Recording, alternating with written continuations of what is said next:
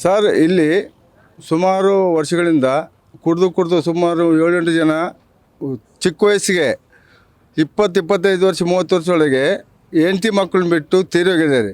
ಅದಕ್ಕಾಗಿ ನಮ್ಮ ಊರಿನಲ್ಲಿ ಸುಮಾರು 300 ಮನೆ ಗ್ರಾಮ ಸುಮಾರು SC ST ಭಾಳ ಜನ ಇರೋದು. ಕುಡಿದು ಹಿಂಗೆ ಹಾಳಾಗೋದ್ರೆ ಸಂಸಾರ ನಡೆಸಿದಂಗೆ ಸುಮಾರು ವರ್ಷದಿಂದ ಇದೇ ಪದ್ಧತಿ ಆದರೆ ಜೀವನ ಮಾಡೋದೇ ಕಷ್ಟ ಆಗುತ್ತೆ, ಬಡವ್ರು ಬದುಕೋದೇ ಕಷ್ಟ ಆಗಿಬಿಟ್ಟಿದೆ ಹಳೆ ಕಾಲಹಳ್ಳಿಯಲ್ಲಿ. ಅದಕ್ಕಾಗಿ ದಯವಿಟ್ಟು ನಮ್ಮ ಊರಲ್ಲಿ ನಮ್ಮ ಊರಿನ ಸುತ್ತಮುತ್ತ ಎಲ್ಲಿ ಕುಡಿಯೋದು ಮಾಡಬಾರ್ದು, ನಿಲ್ಲಿಸಲೇಬೇಕನ್ನೋ ಛಲ ತೊಟ್ಟು ಇಡೀ ಗ್ರಾಮಸ್ಥರೆಲ್ಲ ಸೇರಿ ಒಂದಾಗಿ ಈ ತೀರ್ಮಾನಕ್ಕೆ ಬಂದಿದ್ದೀವಿ. ಇವತ್ತಿಲ್ಲಿ ಏನಾಗಿದೆ? ಇಲ್ಲಿ ಏನಾಗಿದೆ ಅಂದರೆ ಬೆಳಿಗ್ಗೆ 4 ಗಂಟೆಯಿಂದ ಸುಮಾರು ಸಾರಿ ಹೇಳಿದ್ರು ಅವ್ರಿಗೆ, ಡಾಬಾದವ್ರಿಗೆ ಎಣ್ಣೆ ಮಾರಬೇಡ್ರಿ, ಒಳ್ಳೆ ಅಡುಗೆ ಮಾಡಿ ತಿಂಡಿ ತಿನಿಸು ಅದನ್ನು ಮಾಡಿ ಮಾರ್ಕೆಟ್ ಅಂತ ಹೇಳಿದ್ರೆ ಅವರು ಬಾರ್ನೇ ಮಾಡ್ಕೊಂಬಿಟ್ಟಿದ್ದಾರೆ ಇಲ್ಲಿ ಡಾಬಾದಾಗೆ. ಈ ಕುಡಿದು 4 ಗಂಟೆಗೆ ಎದ್ದು ಬಂದು ಬರೀ ಕುಡಿಯೋಕ್ಕೆ ಚಟಕ್ಕೆ ಬಿದ್ದರೆ ಕೂಲಿಗೆ ಹೋಗೋದು ಹೆಂಗೆ, ಹೆಂಡತಿ ಮಕ್ಕಳನ್ನ ಸಾಕೋದು ಹೆಂಗೆ, ಅವ್ರು ಜೀವನ ಮಾಡೋದು ಹೆಂಗೆ? ಏನಾದರೂ ಕುಡಿದು ಏನಾದ್ರು ರಸ್ತೆ ಅಪಘಾತ ಆದರೆ ಹೆಂಡತಿ ಮಕ್ಕಳಿಗೆ ಇವ್ರು ಆಗ್ತಾರಾ ಡಾಬಾದವರು? ಇವ್ರ ಕೆಲಸನ ಇವ್ರು ಮಾಡ್ಕೊಂಡು ಹೋಗ್ಬೇಕು ಹೊರತು ಅನ್ನ ಸಾಂಬಾರು ಮಾಡ್ಕೊಂಡು ಹೋಗ್ಬೇಕು. ಇವರು ಕುಡಿಯೋದಕ್ಕೆ ಲೈಸೆನ್ಸ್ ಕೊಟ್ಟಿದ್ದಾರೆ ಇವ್ರಿಗೆ ಡಾಬಾದವ್ರಿಗೆ. ಈಗೇನು ಅಕ್ರಮ ದಾಬಾದಲ್ಲಿ ಮಾಡ್ತಾ ಇದ್ದಾರೆ ಸರಾಯಿ?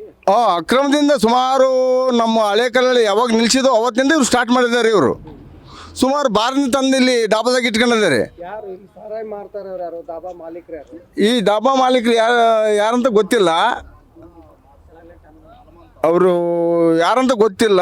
ಹನುಮಂತ ಯಾರ್ಯಾರಂತೆ ಅವರು ಯಾರಿಗೆ ಇವರು ಬಾಡಿಗೆ ತಗೊಂಡಿದ್ದಾರೋ ಅವರೇ ಮಾರೋದು, ನಮಗೇನು ಗೊತ್ತಿಲ್ಲ.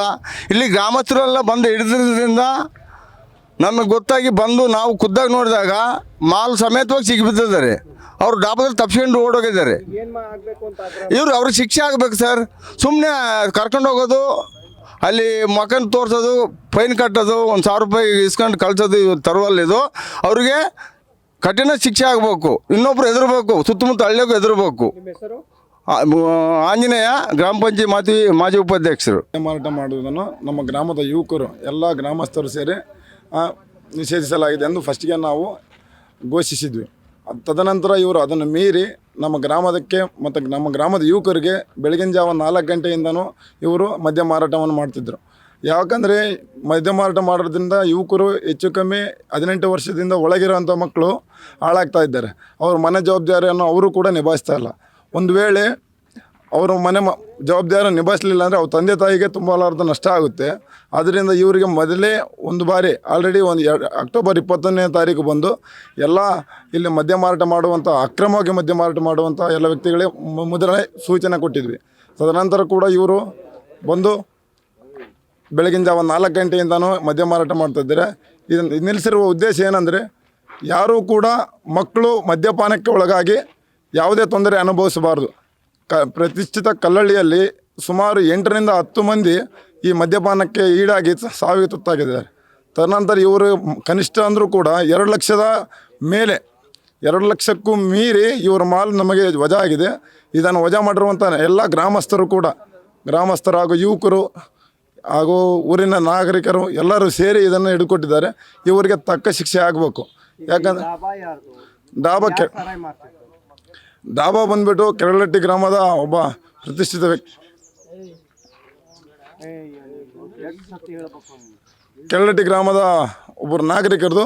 ಇವರು ಬಂದುಬಿಟ್ಟು ಒಬ್ಬರು ಲೀಸಿಗೆ ಕೊಟ್ಟಿದ್ದಾರೆ.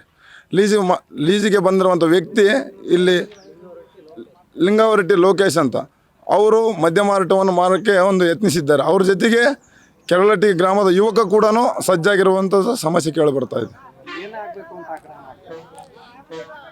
ಇಲ್ಲಿ ಇವರು ಗ್ರಾಮಕ್ಕೆ ಒಂದು ಒಳಿತನ ಮಾಡಬೇಕು, ಒಳ್ಳೆಯದು ಮಾಡಬೇಕು. ಯಾವುದೇ ಅಕ್ರಮವಾಗಿ ಯಾವುದೂ ಕೂಡ ಇಲ್ಲಿ ಮದ್ಯ ಮಾರಾಟ ಮಾಡಬಾರ್ದು. ನಮ್ಮ ಹೆಸರು ಹರೀಶ್ ಅಂತ.